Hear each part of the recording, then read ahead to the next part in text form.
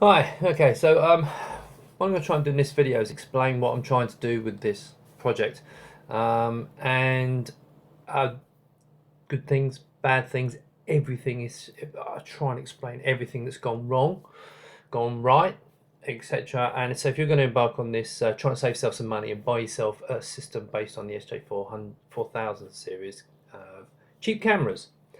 Um, so as you can see in this picture, this is the this is first version. It's a 3D print of a holder for the cameras, which takes 12, and I'll go through this in a second.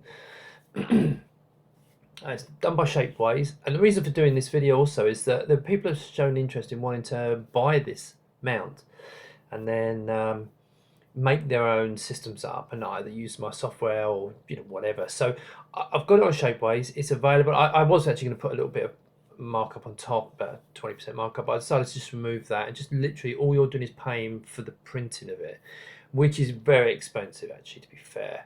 It's £188. I don't know what it is in dollars, but I think about $249. So it's an expensive piece of kit, and that's the reason for that is that there's an awful lot of material here to make sure it's nice and strong.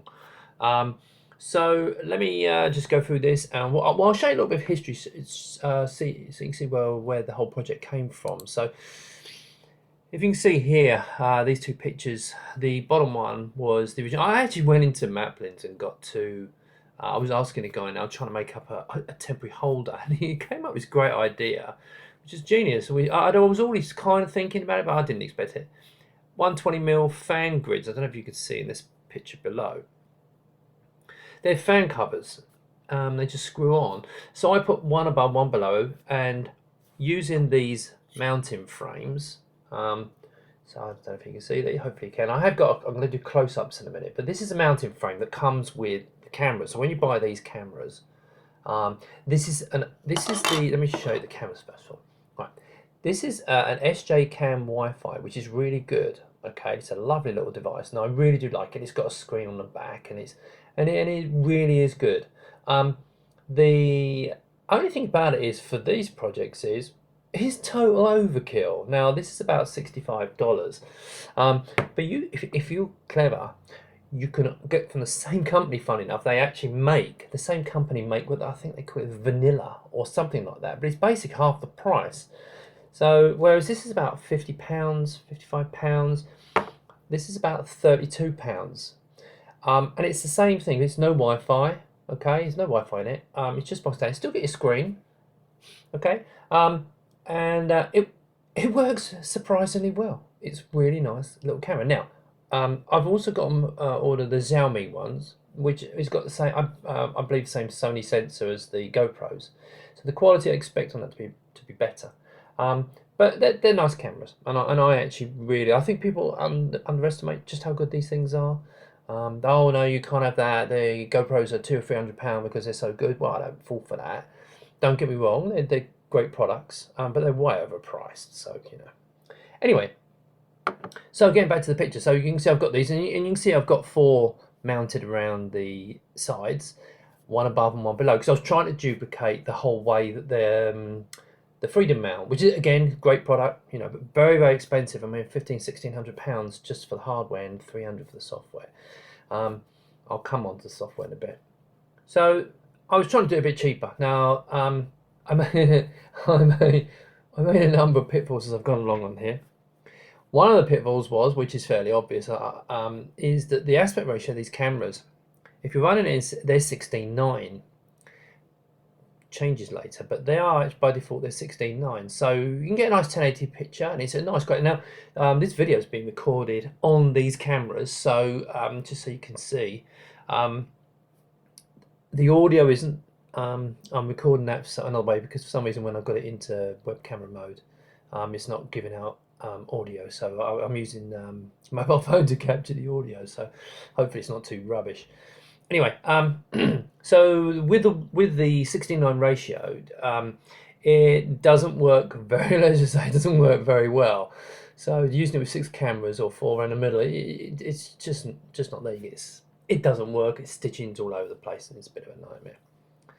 So then I kind of experimented, and you can see the picture on the right hand side, which is when 3 above, 3 below, and still 4 in the middle. And the 4 in the middle actually kind of works, and it does actually work because the stitch is nice because it gives, there's enough over to stitch, but you get this narrow band, which is kind of frustrating. Anyway, so I decided that what was needed was to redo it. I always knew I had to make a mount, a proper mount.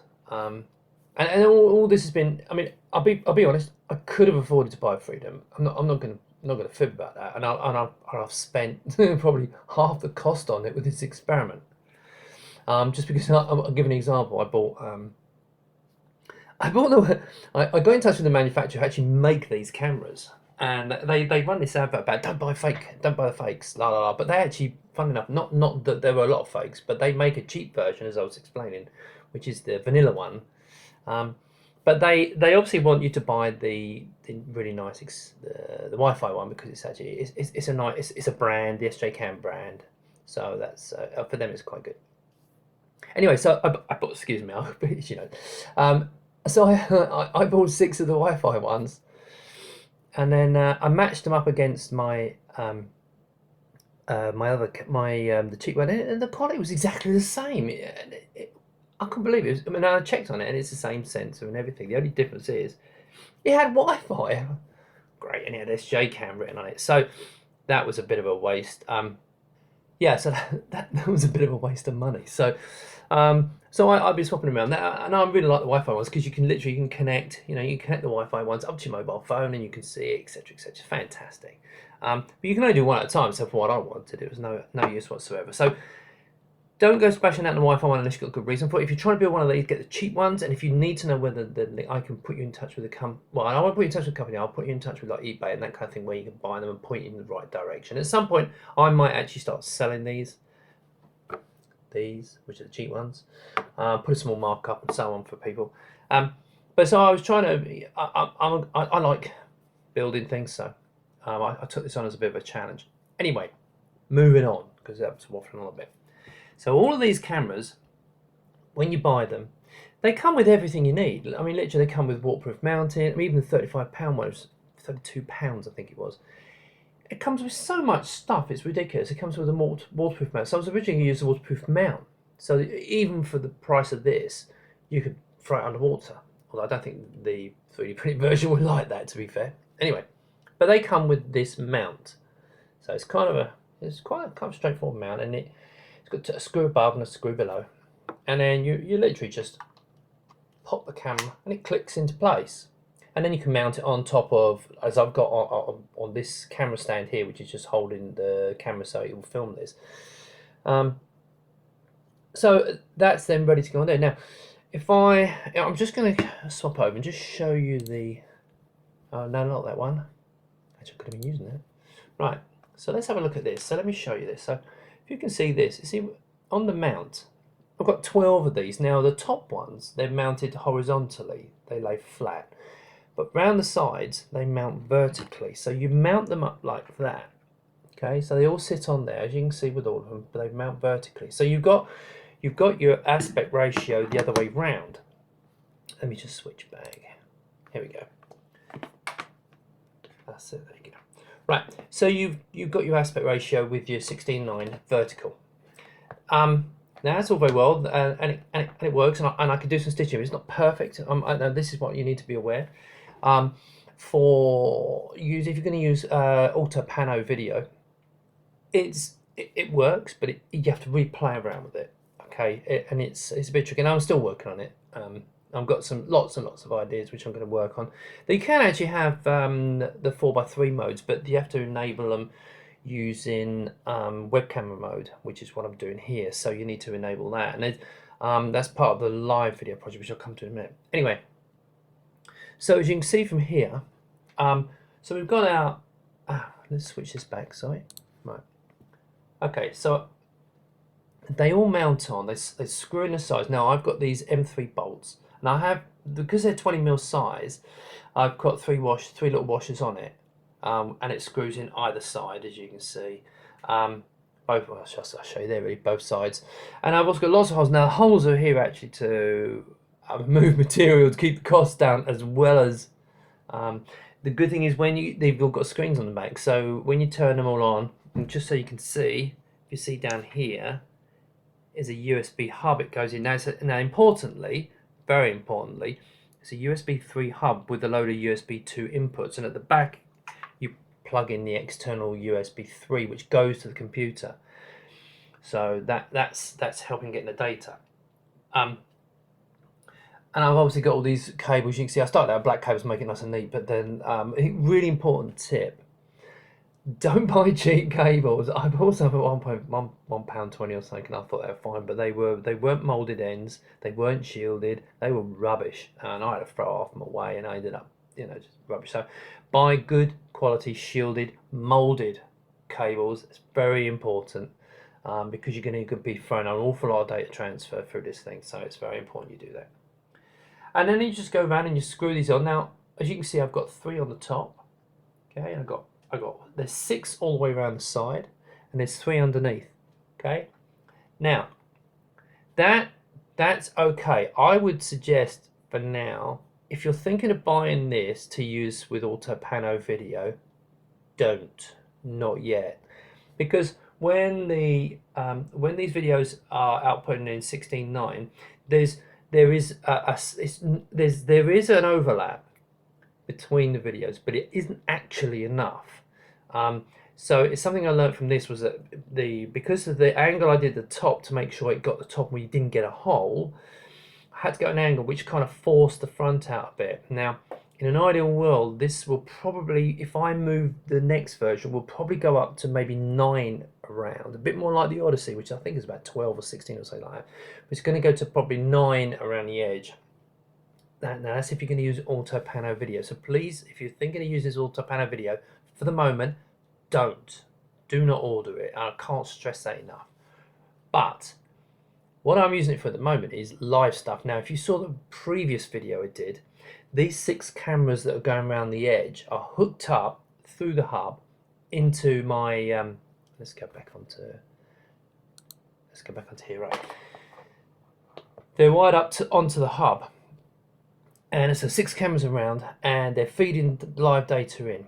And I'm not going to say the resolution because I think it's kind of going to spoil it.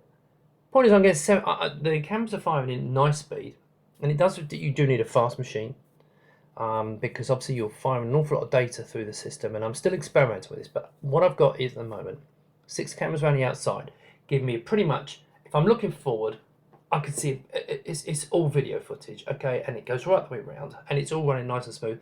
And the frame update on the Oculus Rift DK2s, 75 frames a second.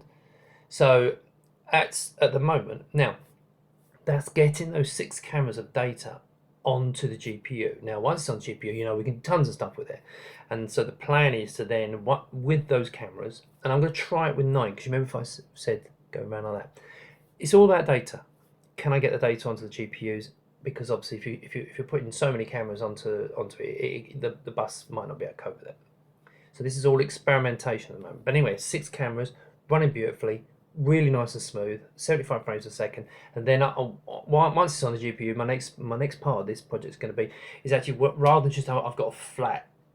I'm not going to tell you how to do it, but I've got 6 textures. Yeah. The next stage is the adapting them, so I make up for the curves. So I because it's obviously fisheye, so I correct for that. Pull them together into the right position so that you get as near perfect stitching as possible. Because remember, once they're on here, it's fixed. That's how it is. Do that. And possibly leaving maybe the top and the bottom, so maybe have this as a 6 camera live system. Now once that's live, then allowing it to export it, hopefully, fingers crossed, which is the plan, to be able to export it over Wi-Fi or over Ethernet, and then being able to share it onto, for example, I've got some Samsung Gear VR glasses and display it on there. So at the moment I'm using a fairly powerful PC. Purely, the only thing it's actually having to do is get the data from the cameras to the GPU. The GPU could probably be just a basic GPU, so still experimenting with this. I'm hoping to be able to do live recording, and I think this is, at the moment, it's the basis of good experimentation. So, the reason for doing this is I'm actually trying to put you off getting this, unless you know what you're getting into. Okay. Having said that, if you think about it, if £188, which I think is about $240, if that's not too much, just an experiment, throw it away, then the cameras are 35 quid each. And so really you're talking about potentially, say, £400, £400 with 6 cameras and some cables and the hub. For experimenting, and if you do go down this road, you're welcome to use. I'll share the software that I'm writing. Obviously, ultimately, the aim is to make a product that everyone can afford, and give you some of the functionality. And a lot of people are going to just laugh, and that's fine. I don't give a monkey, but give you a large proportion of what products like the Jaunt and the Odyssey from GoPro will do, but at tenth of the price. Now I don't know if they do live playback and so on. And the experiments I've had so far have been pretty successful. And so that's going to be ongoing. So if you haven't been put off and you don't mind throwing it, and you treat this as something just for fun, throw it away. If it don't work, don't get upset at me. Okay. If you want to join in, it'd be great. I'll help you as much as I can. It is one thing I will say is that the results have astounded me. I really, even when I was doing the Autopano video stuff, the results from this are actually very, very good. And as I said, I've got a Xiaomi coming. I don't have a GoPro, and that's not because I don't like GoPros, nothing like that. It's just I made the decision that I'm going to try and do this on economical cameras, and a lot of this is for fun. I mean, this is not my business. I write software, but this is not it. So anyway, if this hasn't put you off, feel free to use it. As I said, there's no markup. I've taken them out. I originally was about 30 quid markup on, so I can put towards my cameras, but I thought, well, no, I don't want to do that. I don't want to upset people. So, if you want to have a go, by all means, be aware of the issues. This is a maker thing. This is a practice. I know I've done this bit for you. This won't be the final version, but it's quite an early one. I think it's worth. I mean, I'm over the moon with this. I mean, I was really nervous when it arrived. I hope I messed it up. Because I tried doing it on a home 3D printer of a friend of mine's, and every single time we did anything, no, they were breaking, and it was absolute rubbish. But this is actually nice and strong. I've given it some nice corners and so on, so it's actually working out really well. I've also got up there is a mount to put it on a car, the suction mounts, and the top here, just so you know, let me just show you this. If you see on the top here, I've got this. It's very thick. It's about 22 mil across. If you go underneath, and it's actually quite tricky to see. Let me see if I can see this. Is that showing? I've not really got much light underneath it, I'm afraid. But there's the same as that underneath. And what you do is on the inside you put a washer, and then you put a bolt mounted to this little frame, which then clips onto the ball joint or whatever. I've done it with a ball joint on here instead of one with an arm because I don't want to be able to see down. So. And again, I'm not using the bottom cameras at the moment, but everything on here will do a full 360. You have to manually stitch it together though, because of what I was saying about this business. Having said that, again, I'm hoping to get them to. I'm hoping, fingers crossed, may get them to change the firmware, so it might allow to have 4:3 ratios, because in the firmware it does actually do 4:3s. I mean, some of them will do 10 27 68, maybe a bit higher. So I think the potential's there, but at the moment I'm just a bloke who ordered a load of a company in China, and they were very nice, very helpful.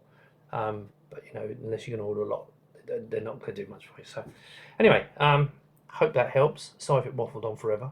And as I said before, if you want to do it, now you understand that it's not perfect. It's far from perfect. It's not a product. It's not going to give you the results. It's not going to go compete with the Freedom 360 rig.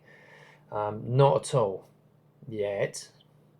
But in time, I'm hoping that with the software and some changes to it, we might be able to build something. My aim is to build a rig like the holder with 6 cameras, software, real-time recording, real-time streaming for about £500, and which I think, I don't think it's.